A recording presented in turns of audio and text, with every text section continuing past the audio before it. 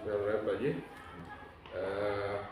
Mohon izin yang dari CGP Angkatan 10, mohon izin waktunya Pak Kepala untuk wawancara terkait beberapa kebijakan Pak Kepala selama memimpin di sekolah ini. Ya, ada beberapa poin pertanyaan ini yang nantinya bisa menjadi pembelajaran untuk kami. Yang pertama, selama Pak Kepala selama ini bagaimana Pak Kepala mengidentifikasi kasus-kasus yang merupakan dilema ITK dan rujukan moral. Dilema ITK itu adalah tidak ada yang salah, hanya benar lawan benar, hanya tidak sesuai dengan etika. Kalau rujukan moral itu adalah benar melawan salah. Nah, bagaimana Pak Kepala itu? Baik, terima kasih. Jadi selamat datang di SMA Negeri 1 Lenyap yang telah memberikan kepercayaan untuk memberikan sekedar informasi terkait beberapa hal sesuai dengan yang diharapkan. Yang pertama terkait dengan pertanyaan tadi, mungkin yang satu hal mungkin ya, sebelum kita lanjut ke sana adalah bagaimana membuat atau memahami secara utuh tentang visi misi daripada sekolah, karena itulah yang akan menjadi sasaran kita di dalam melaksanakan semua aktivitas di sekolah. Nah, kalau visi misi ini kita sudah sepakati bersama, maka barulah kita bisa melihat apa permasalahan yang terjadi. Misalnya saja ada suatu pendapat yang ini benar, yang itu benar. Nah, tentu nanti strateginya adalah bagaimana kondisi dan situasi di tempat kita ini, mana yang lebih cepat, mana yang lebih lebih spesifik, dan mana yang lebih menunjang untuk mempercepat tujuan daripada visi itu. Itulah yang akan kita ambil. Nah, terkait dengan kalau yang tidak berapa dilema etika dan kebijakan moral. Nah, kalau terkait dengan kebijakan moral itu ya jelas bahwasanya hal-hal yang perlu juga diperhatikan adalah bagaimana menjaga kondusivitas daripada di sekolah itu sehingga tetap berjalan. Itu kuncinya. Caranya bagaimana nanti akan kami jelaskan di belakang. Nah, berarti tetap kerujukan moral tetap kita mengacu kepada acuan dasar, yaitu tata tertib dan ketentuan hukum. Terima kasih. Terus selanjutnya, selama ini bagaimana Pak Kepala menjalankan atau mengambil keputusan di sekolah, terutama kasus-kasus di mana dua kepentingan yang sama-sama benar dan sama-sama mengandung nilai kebajikan. Artinya sama-sama benar itu kayak tadi, ketika ada guru satu anak tidak mengikuti KBM tapi diberikan tugas rumah dengan kondisi-kondisi tertentu, tapi tidak ada yang salah tapi berbeda perlakuan dengan yang lain. Bagaimana Pak? Terkait dengan pertanyaan ini, pertama mungkin juga perlu kami sampaikan, strategi kami adalah tentu adanya kekuatan kami dalam pembentukan tim. Tim ini yang nanti akan bekerja di lapangan untuk memahami hal itu. Tetapi yang paling penting juga adalah kita kembalikan kepada hajat daripada kurikulum merdeka itu. Jadi, kepada anak. Bagaimana posisi atau bagaimana perlakuan yang kita harus berikan kepada anak sesuai dengan potensi, sesuai dengan sesuai dengan keinginan daripada anak itu.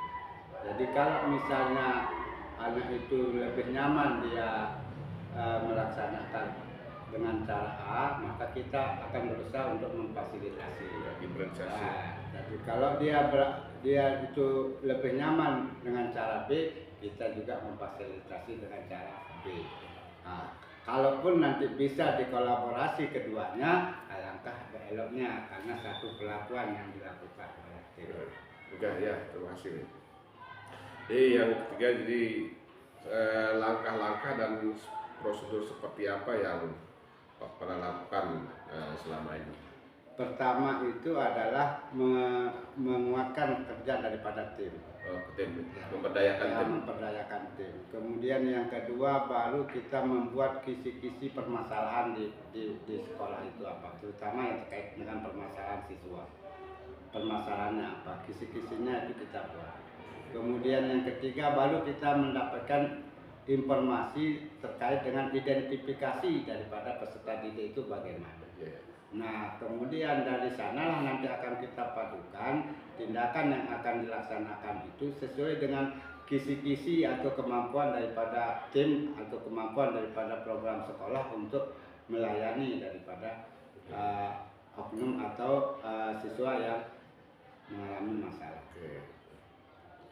Jadi akan dievaluasi, akan identifikasi dulu ya. Jadi identifikasi. Selanjutnya, selama ini hal apa yang dianggap paling efektif dalam mengambil keputusan yang terkait dengan kasus-kasus dilema etika itu? Kalau yang menurut saya yang paling efektif itu adalah pendekatan person kepada yang bersangkutan. Pendekatan person ya.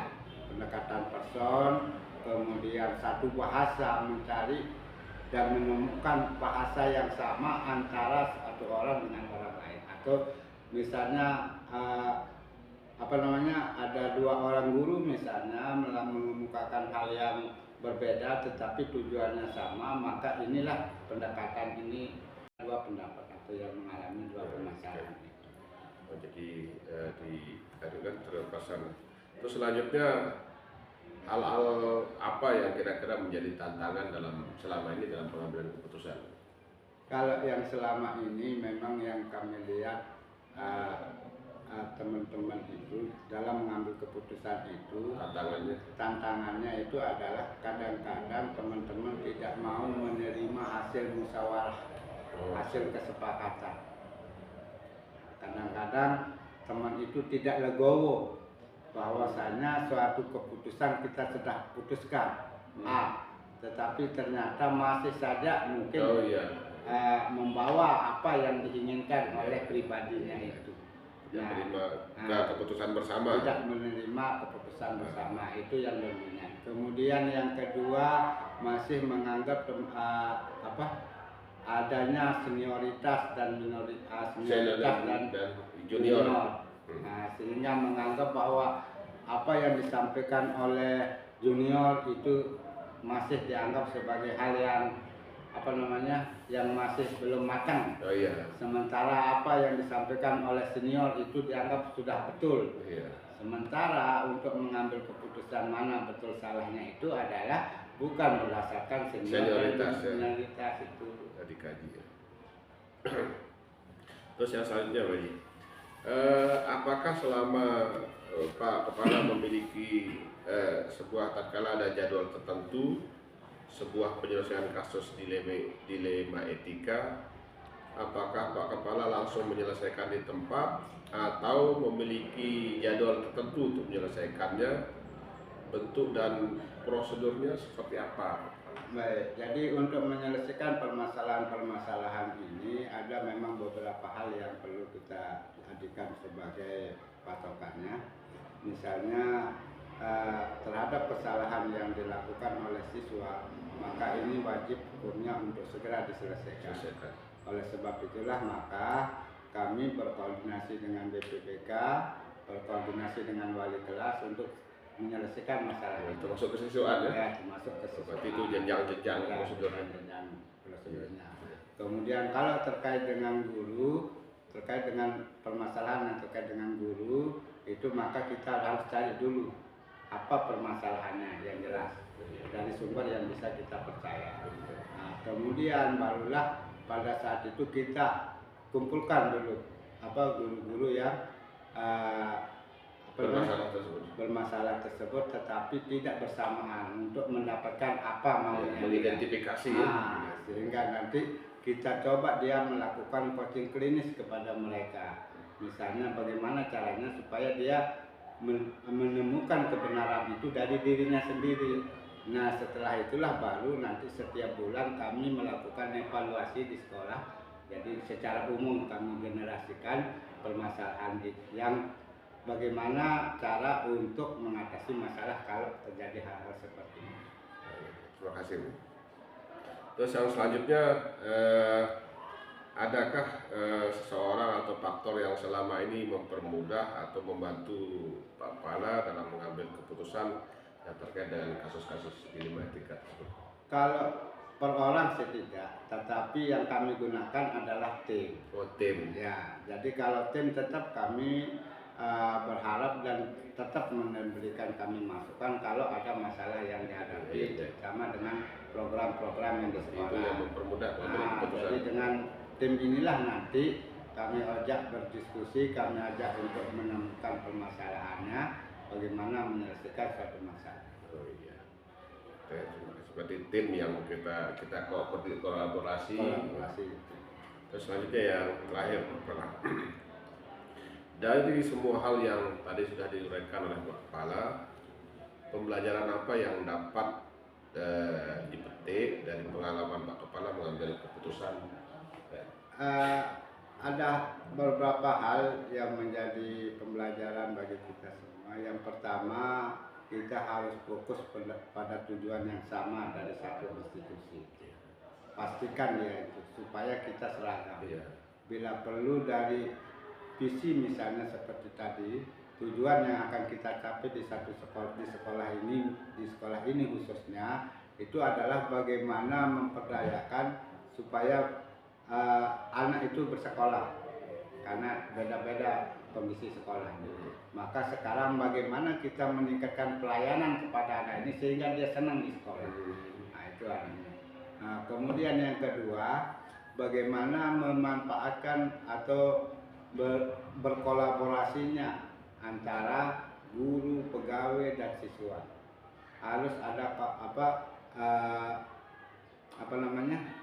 ada hubungan yang baik dan satu sama lain berkolaborasi untuk menyelesaikan dan menemukan permasalahan yang ada di sekolah dan harus segera diselesaikan, carikan solusinya. Dan direfleksi. Kemudian yang ketiga juga yang tidak kalah pentingnya adalah bagaimana membangun komunikasi yang baik dengan masyarakat sekitar, karena bagaimanapun juga untuk mendukung daripada kebijakan keputusan yang sudah diambil oleh sekolah. Berarti kolaborasinya tidak saja di internal sekolah tapi juga luar sekolah, baik melalui komite maupun dengan tokoh-tokoh masyarakat. Baiklah, terima kasih Pak Kepala tadi atas wawancara. Jadi dapat disimpulkan tadi bahwa segala bentuk kebijakan keputusan itu selalu berkoordinasi dengan semua pihak, baik ada tim, baik melalui komite, tokoh masyarakat, dan semua itu kita tidak terlepas dari acuan pertama yaitu visi dan misi dalam jalan kegiatan. Demikian, terima kasih Pak Kepala. Terima kasih. Kepala SMA 1 Lenek merupakan sekolah penggerak angkatan pertama.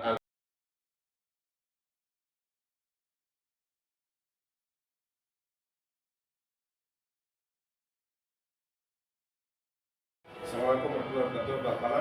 Waalaikumsalam warahmatullahi wabarakatuh.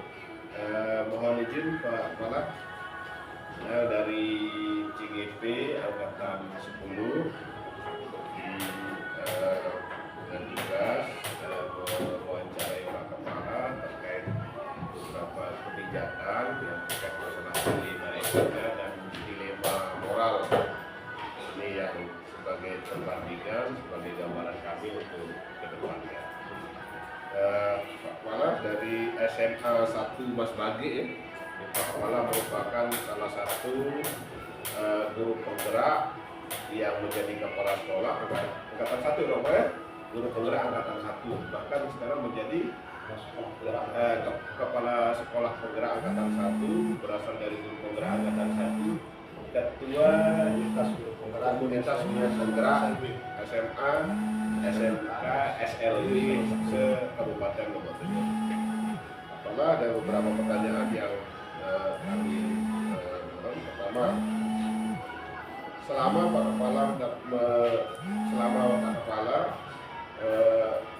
dapat mengidentifikasi kasus-kasus yang merupakan dilema etika atau rujukan moral. Artinya selama ini dapat Pak Kepala mengidentifikasi mengenai kasus rujukan moral dan dilema etika. Ya, mengenai persoalan identifikasi dilema etika bukan moral, kalau dilema etika itu misalnya terkait dengan kasus-kasus di mana kita kepala sekolah itu harus memiliki sebuah pertimbangan yang pas untuk memutuskan, karena memang terkait dengan nilai-nilai kebenaran antara yang satu dengan yang lain. Tetapi kalau saya, mohon maaf, selalu saya merujuk kepada satu aturan. Selama tidak menyalahi aturan, ya, insya Allah maka keputusan saya itu kalau khusus untuk menyelamatkan seorang anak misalnya, maka itu saya lakukan.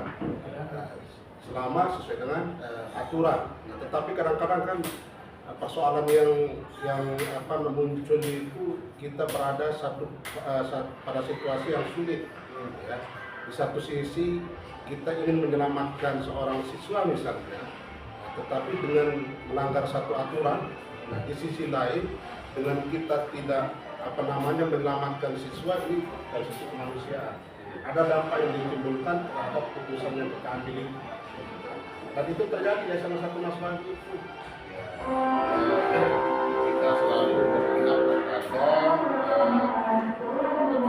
mahasiswa. Iya.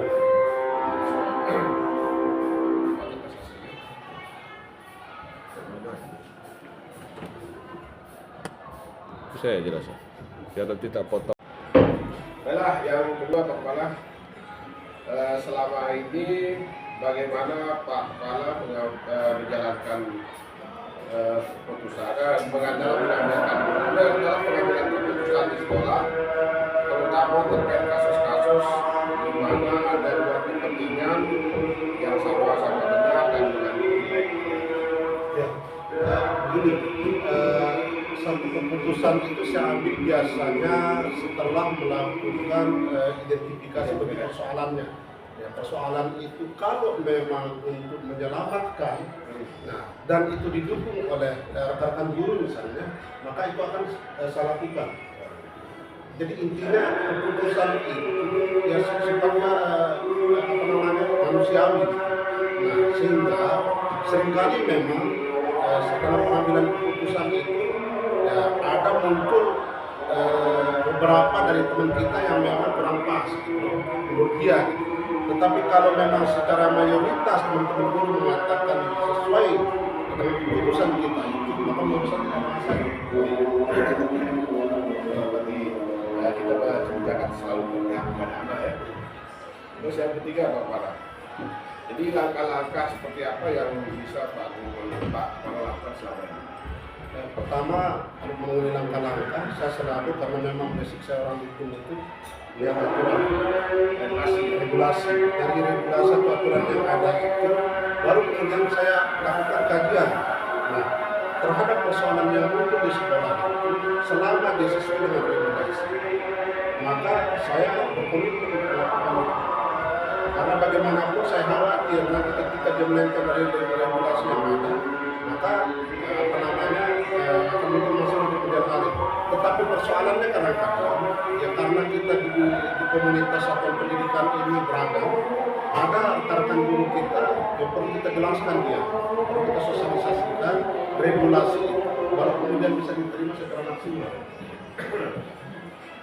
Yang selanjutnya, selama ini apa yang dianggap efektif dalam pengambilan keputusan? Kalau masalah efektivitas mengambil keputusan itu pertama sebagai keyakinan bahwa apa yang kita ambil itu akan kita lihat dari sisi manfaat dan mudaratnya. Kalau manfaatnya lebih besar, maka keputusan itu kita yakini akan bermanfaat ya, buat peserta didik atau buat yang lain. Tetapi sekalipun demikian tetap kita berkolaborasi bagaimana kita mengikat persetujuan rekan-rekan guru. Jadi mengacu kepada jangka panjangnya. Terus yang selanjutnya adalah apa yang menjadi tantangan Pak Kepala dalam pengambilan keputusan? Sekali lagi kita ini beragam, guru ini berbagai macam karakter, dan sekalipun visi kita di satuan pendidikan itu sama, tapi kadang-kadang langkah kita di sini perlu sebuah kepemimpinan itu muncul untuk bagaimana rekan-rekan guru yang lain mampu kita mempengaruhi dalam rangka untuk satu tujuan bahwa visi misi sekolah itu terwujud. Nah, di sana kita perlukan kemampuan atau leadership secara pemimpin. Oke, selanjutnya apakah Pak Kepala memiliki sebuah jadwal tertentu dalam menyelesaikan masalah atau langsung menyelesaikannya pada saat itu juga? Kalau saya tipikal seorang pimpinan yang tidak mau menunda ketika ada persoalan itu muncul, sedapat seupaya mungkin sering harus selesai. Karena saya khawatir ketika itu ditunda akan menimbulkan kesalahan. Sehingga alhamdulillah lebih cepat lebih baik. Masalahnya selesai. Terus yang selanjutnya Pak Kepala, adakah orang-orang yang faktor-faktor yang selama ini mempermudah atau membantu Pak Kepala dalam hal pengambilan keputusan? Ya, pertama tentu pimpinan di satuan pendidikan sama sekali faktor mitra itu kepala sekolah ini sudah saya berikan kewenangan dia sesuai dengan vaksin, sehingga dalam pengambilan keputusan mereka saya libatkan. Kami tidak pernah ada masalah. Itu pertama. Yang kedua itu adalah dan juga punya sekolah ya. Tim. Terus yang terakhir Pak Kepala, dari semua hal yang disampaikan tadi, pelajaran apa yang dipetik dari pengalaman dari pengalaman saya, ada pada situasi tertentu seorang pemimpin itu, seorang kepala sekolah itu harus cepat dalam mengambil keputusan, tetapi dalam tanda kutip tetap mempertimbangkan apa yang disampaikan, apa aspirasi dari rekan guru, tetapi muaranya tetap bagaimana keputusan itu membuat murid ya, bahagia, senang, atau yang disebut building kesejahteraan penuh. Sehingga program-program yang saya jalankan itu muaranya pada bagaimana murid itu bisa berpacu kepada tadi kita lihat pada murid kita kolaborasi tidak juga dalam jangka panjang. Baiklah Pak Kepala, terima kasih atas diskusinya dan masukannya terhadap wawancara ini. Mudah-mudahan ini sebagai acuan kami ke depan dari ini kita belajar. Terima kasih Pak Kepala. Oke. Dan Assalamualaikum warahmatullahi wabarakatuh. Waalaikumsalam.